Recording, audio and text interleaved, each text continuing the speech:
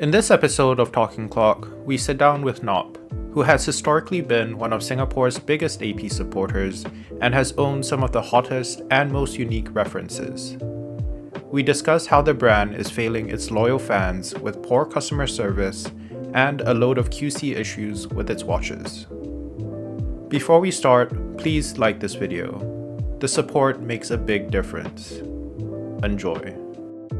I think to get started, could you just talk about, how you got started with your watch collecting journey? I think most people, if they follow your IG page now, they'll probably think you're, mostly Octo Finissimo, as well as now the Parmigiani, as well as other sports watches. But I think when I first started you all the way back then, it was all about the Royal Oak or APs. So yeah, how has the journey been?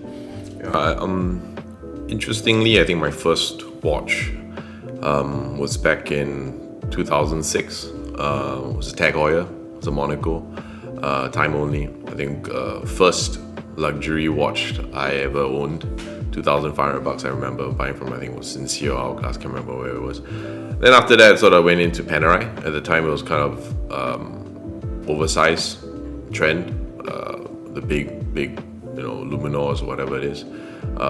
44 mm's, and first Panerai I bought was a 233, 8 days power reserve, manual wine, in-house. I really liked the dome, I really liked, the clean lines, and back then oversized was the trend. So fast forward, after that I got into AP, saw the Forged Carbon, the Bumblebee, and that blew my mind, right? I think back then AP was really cool, really experimental, in a good way, and they weren't afraid to use all kinds of materials. I think people now think of Hublot as the kind of the material experimenter, but back then AP was the first to do all this stuff, and I really liked all their watches. I went through the whole catalog, went down that rabbit hole, and it was very much on grey markets, forums, trading forums. And I would buy and sell a bunch of them, and no one cared. No one really bothered. Back then, it was just a bunch of watch geeks liking watches. No one really cared about social media. There was no social media to talk about. The most was Facebook. So it was fun. It was great. You could buy stuff for 30% off retail, and you sell it off. You lose maybe 5%, something like that. Sometimes you make a little bit, but you don't really think about it. It's more like rentals. Back then, it was very fun, very simple. You didn't have any BS holding periods or expectations being set by brands to do things with the watch or whatever. It's just, you like the watch, you buy it. You don't like the watch, you sell it. That's pretty much it. And that was your liability. If you bought wrong, you lose a ton of money.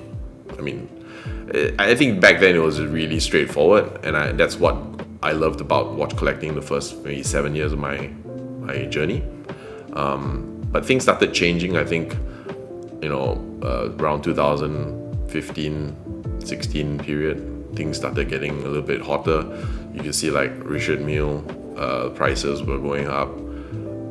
That was kind of the first brand that was really going a bit crazy. I think a lot of people were like, whoa, what's going on here? Then I think it only really got a bit ridiculous when the Nautilus suddenly went a bit crazy. I think it was 2018. I can't remember. I think it was maybe 2019, 20 into that period. Yeah, it was kind of before the whole, with COVID and whatever. But before that, the prices were starting to go a bit crazy for steel sports. Right. Yeah. Right, and then that kind of pulled everything along with it. The Oaks. Then of course, we see everybody else trying to replicate that. So I started out as an offshore guy. I think most people who have been collecting APs, for the last 10 years or more, they were more offshore people. And that was fun. It was just something different, something cool.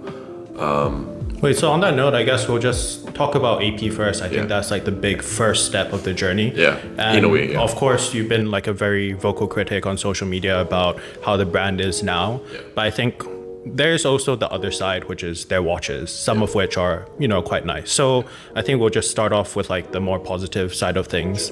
In terms of like AP watches that you've owned, what are pieces that you've especially enjoyed, or what do you think the brand does best? I think you could probably put them into two buckets, right? The offshore and the oak, I guess the two. And maybe you talk about other designs like the Millenary, which is also nice. Yeah, the Edward Piguet as well, right? Edward Piguet. I mean, there was a bunch like Jules Audemars, Yeah. Edward Piguet, Concepts, whatever. But I think most people, when I started, was offshores. Everyone loved offshores, like the limited editions. I really liked back then, like you could do bad limited editions, but AP used to do really good limited editions back in the day.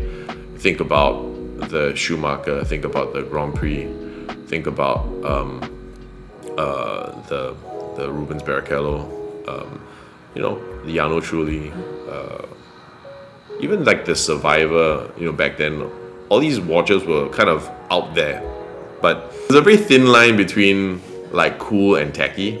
I think you compare and contrast the LEs that they're making now and the LEs that they used to make back then.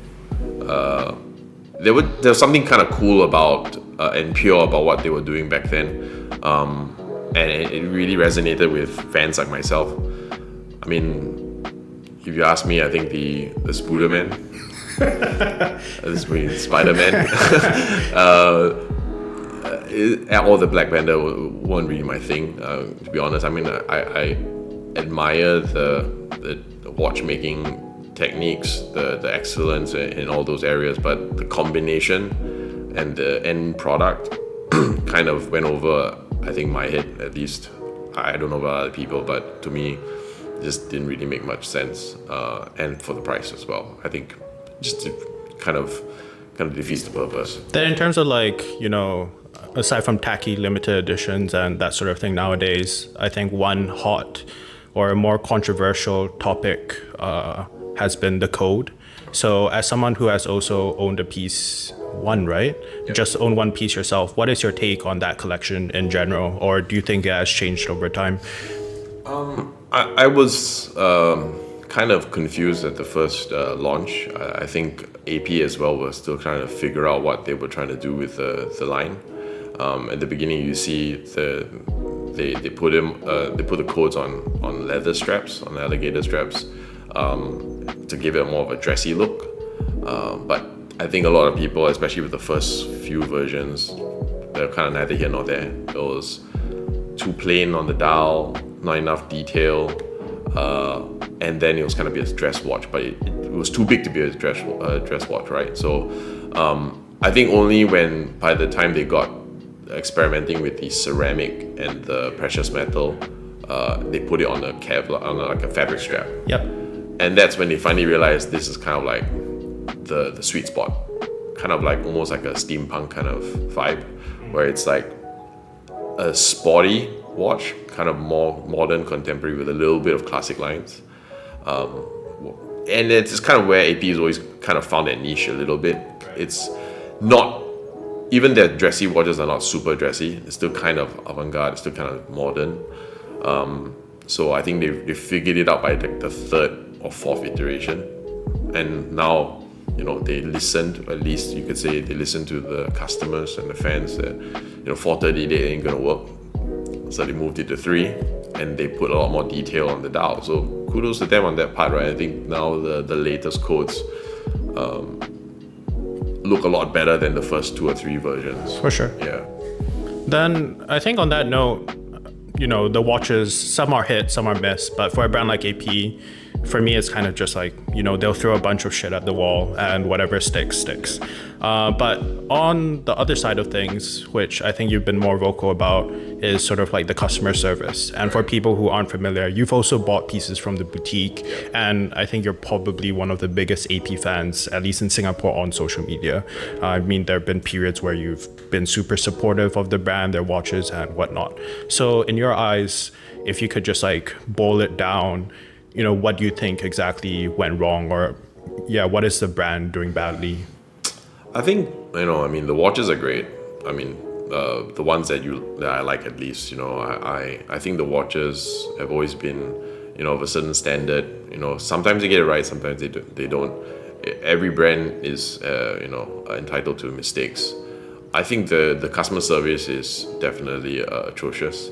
I think the problem with them is probably it was, the demand got a bit too crazy during COVID, and they just couldn't keep up. With training, with just the bandwidth, I've heard so many stories from like long-time fans, long-time customers who have been offended, insulted, cast aside. People were, legitimate and genuine customers, not just like the run-of-the-mill people who walk up to the boutiques and ask for a piece. Like the people who've been buying from boutiques maybe way before like people actually bought from boutiques, like way back when people were buying like on the secondary market through great dealers, they would support the boutique. But these people don't even get a Christmas card, don't even get like a birthday card. Like totally forgotten, rewritten out of history. Just like basic stuff that you'd expect. Basic stuff. Like I've had a situation where I had my SA at the time, who's left AP.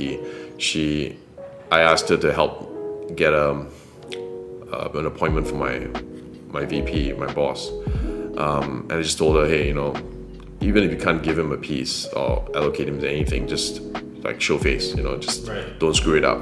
Yeah. It's important. Like he's somebody important to me. Like just show him face, right?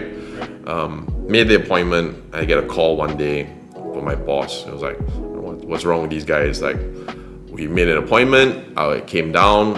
Supposed to meet so and so. I go there and then I find out the person's on leave.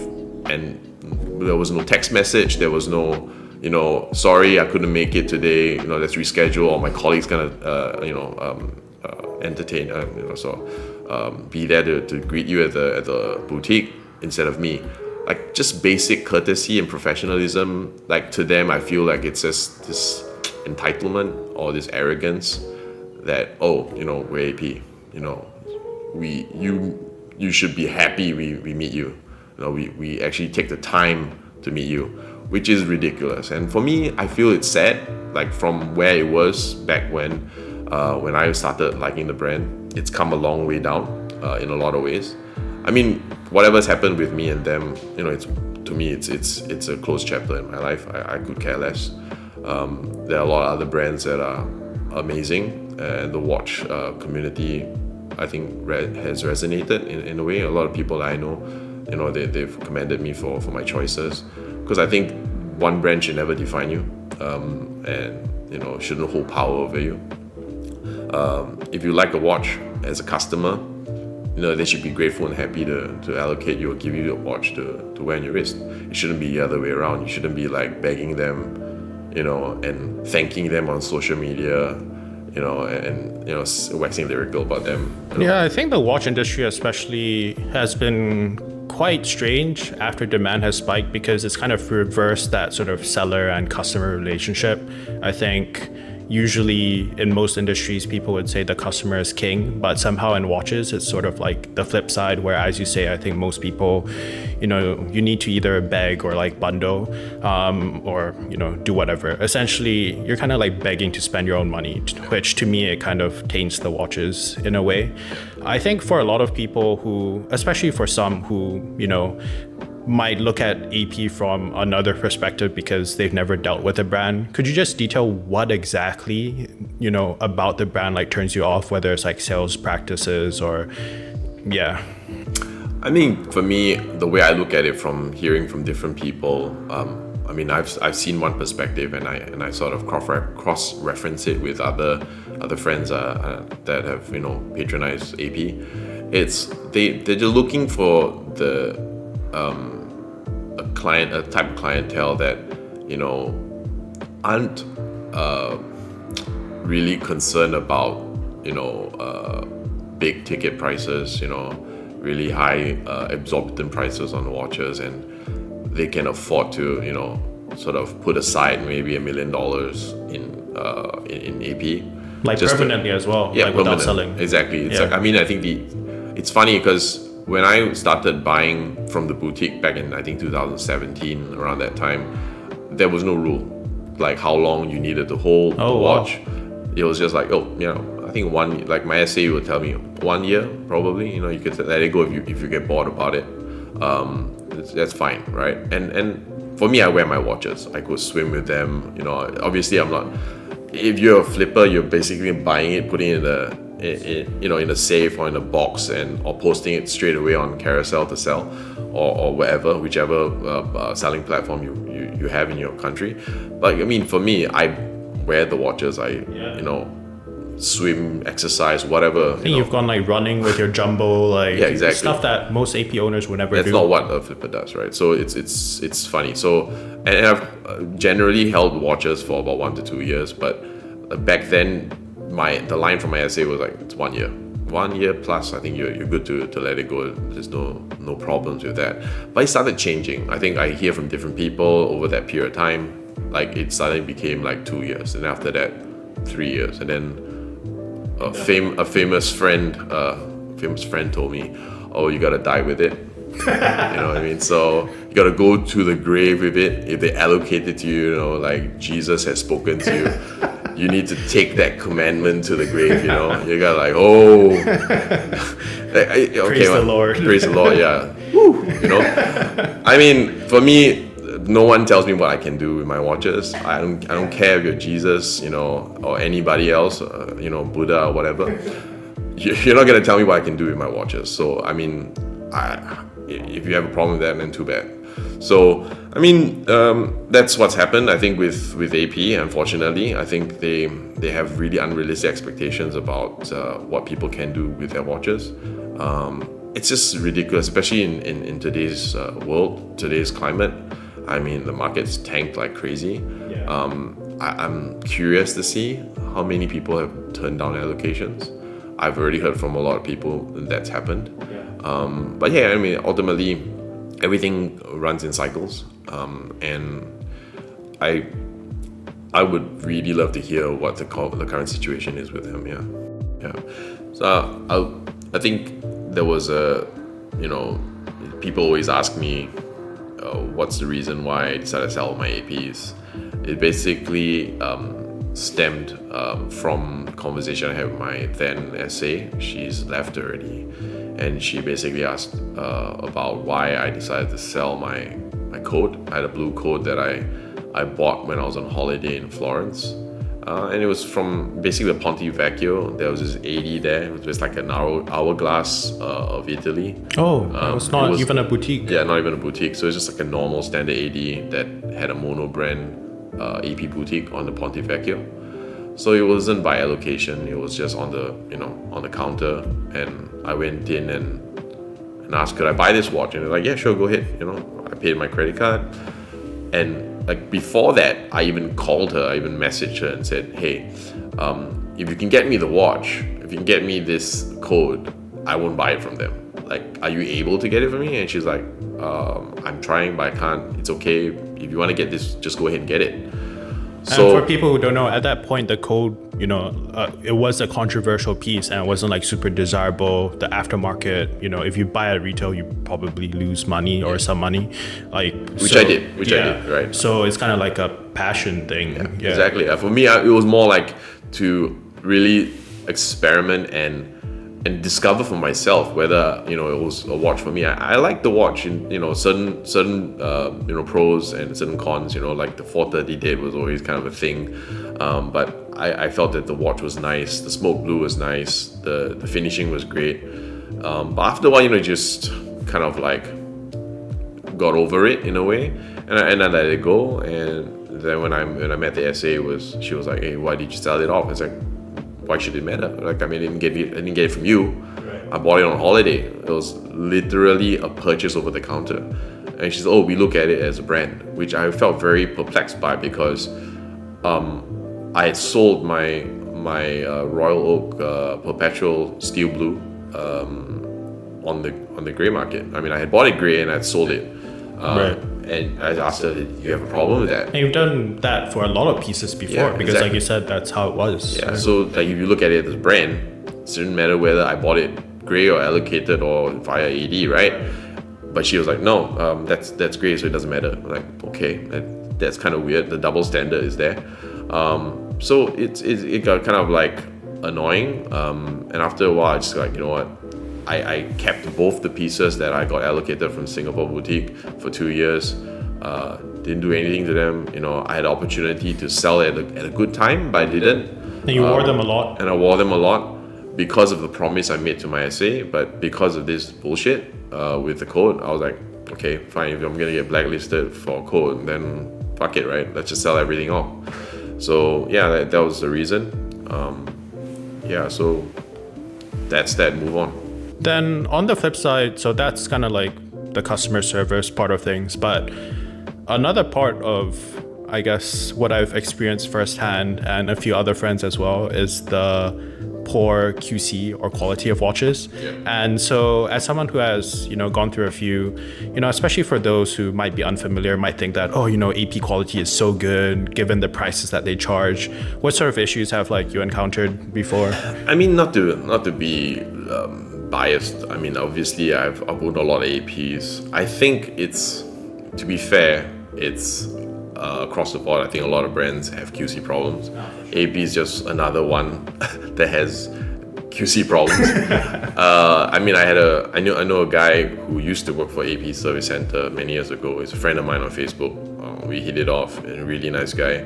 He moved to Australia, and he was telling me that basically the offshore caliber 3126 had a lot of problems because of the modular piggyback movement, and they did a lot of enhancements, improvements to the watch over 10 over years.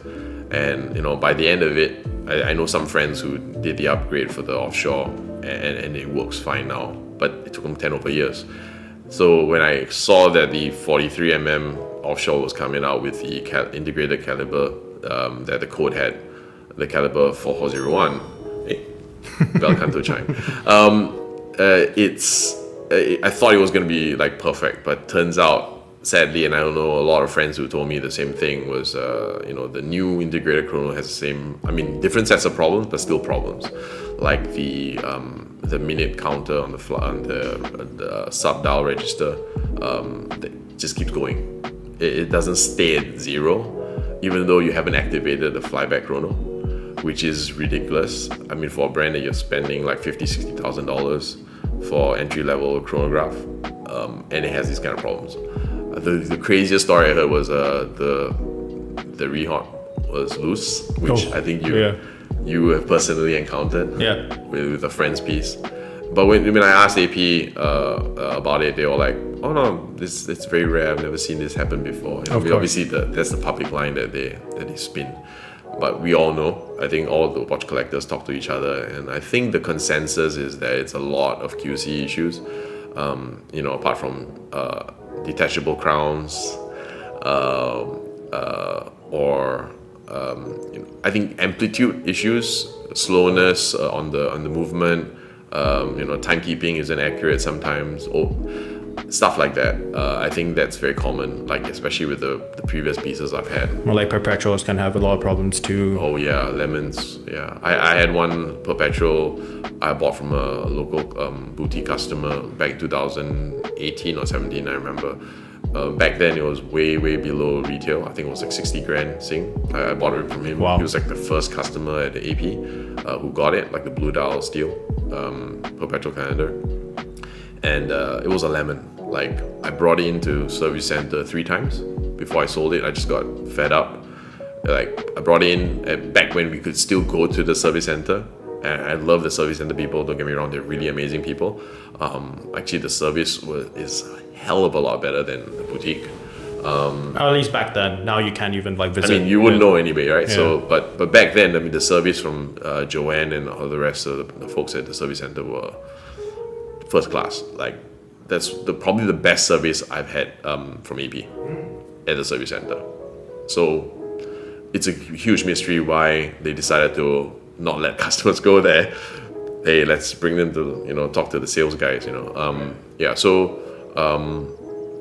think the other thing I just remembered earlier, we were talking about the buying experience. I think was, I think the problem that we have with AP or with the other brands is that it really just there's no consistency with allocations. It's really about who you know. I think ultimately, friends who get pieces so easily, especially during COVID. A lot of new customers, new clientele, get allocated like 20 watches in 2 years or 3 years, where you're waiting for a call from your SA on a yearly basis. So if that. It's a bit weird. Yeah. No, for sure. Then I think, I guess to just round off the AP topic as a whole, I feel like you probably still have some lingering attachment to like some of like one or two pieces that they might have. If the chance ever comes up to acquire, let's say like the market tanks more and prices become even more attractive. Sure. Let's say like one or two AP pieces that you'd like to have in your collection, either to experience or maybe even like to keep permanently. Like, what would you choose? I think if the prices were reasonable, probably a ceramic double balance. If it was actually at an attainable price point. I think even the retail now is kind of stretching it. I think it's like 145 Sing at the current even moment. Steel is very expensive. Yeah, steel's like 108 or something like that. I mean, anything in the 100 plus range to me, I think is not really prudent. I mean, also because you bought it at a time when it was like a lot cheaper. 76,000. Right.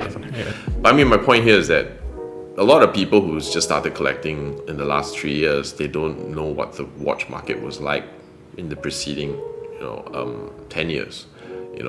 Prices were never like that. I think it was a money grab by a lot of brands in the last few years to try to capitalize on the demand, but it's not sustainable. I feel like who's going to be spending $100 over $1,000 in a normal market for a watch, the steel sports watch? Like, yeah, you look at auctions. Okay, look at that price. I mean, that can be manipulated fairly easily. And they're coming down as well. And they're all coming down. I mean, I have a lot of friends who know dealers, who are in dealer chats, and like anything above 100K right now is like crickets. Yeah. There's almost no activity, and I hear from people who say that Hong Kong is ahead of us right now, and it's a lot more bearish over there. So if you're already feeling heat in Singapore, I think in Hong Kong it's kind of like a precursor to what we're gonna experience here probably by the end of the year. So I mean, the smart money is just hold it. You know what I mean? Let's just wait for the market to tank, correct itself properly, and then the people who have the money can buy a nice watch, whether it's an AP or Patek or whatever, at a good price, at a reasonable price. I think the hope is it goes back to pre-COVID levels. Before, when things had some fundamentals going with it, not just it's crazy. In the next episode, we'll do a deep dive with Nop into the world of the Bulgari Octofinissimo. Do like and subscribe so you don't miss it. Thank you for watching.